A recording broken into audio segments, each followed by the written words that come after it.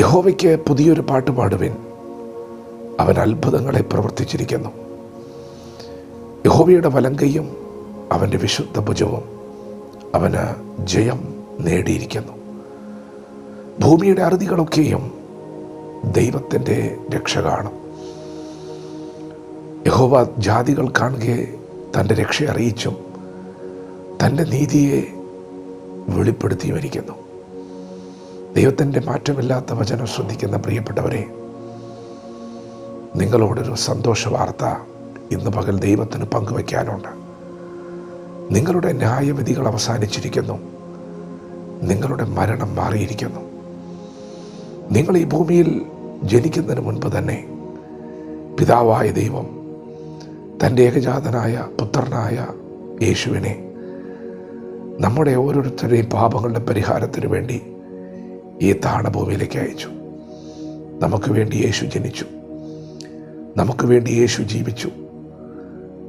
നാം മരിക്കേണ്ടതിന് പകരമായി യേശു ക്രൂശിൽ മരിച്ചു.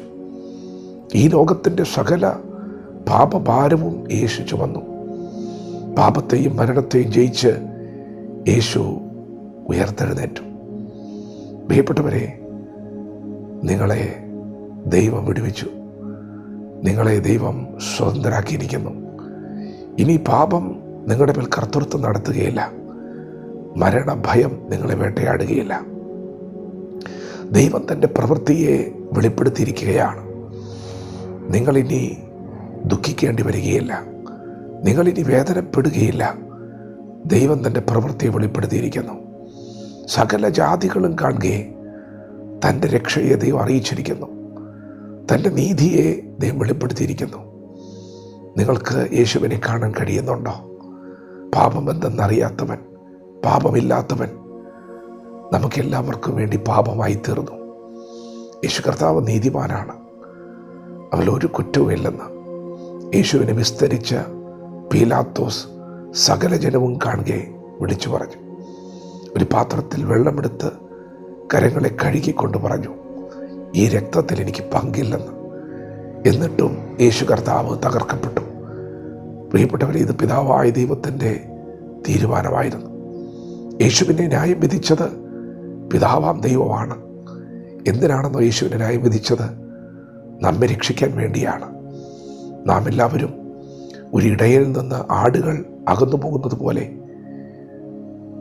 ദൈവത്തോട് പാപം ചെയ്ത് ദൈവത്തിൽ നിന്ന് അകന്നു പോകുന്നത് കണ്ടപ്പോൾ നമ്മെ എല്ലാവരെയും ദൈവത്തോട് അടുപ്പിക്കുവാൻ, വീണ്ടെടുക്കുവാൻ, നഷ്ടപ്പെട്ട ഭവനത്തിലേക്കും തേജസ്സിലേക്കും മടക്കി കൊണ്ടുവരുവാൻ തൻ്റെ പുത്രനായ യേശുവിനെ ദൈവം മരണത്തിന് ഏൽപ്പിച്ചു.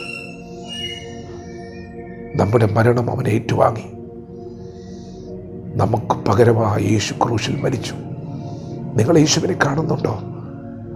നിങ്ങൾ വിശുദ്ധ വേദപുസ്തകത്തിൽ തിരുവചനങ്ങളിൽ അവനെ കാണുന്നു.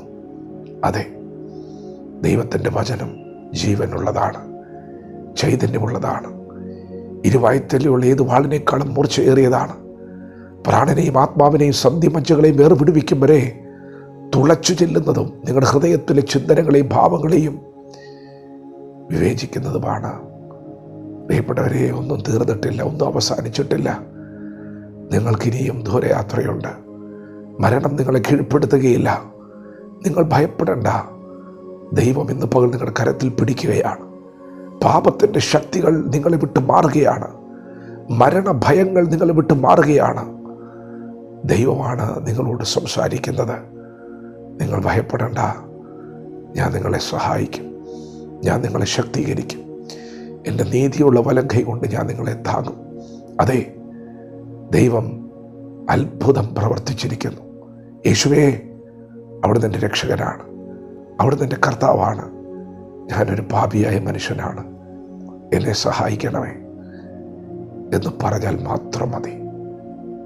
നിങ്ങളുടെ ജീവിതം മാറാൻ പോവുകയാണ്. ദൈവം നിങ്ങളുടെ സ്ഥിതികളെ മാറ്റുകയാണ്. വിശ്വാസത്തോടെ വചനത്തോട് പ്രതികരിക്കാം.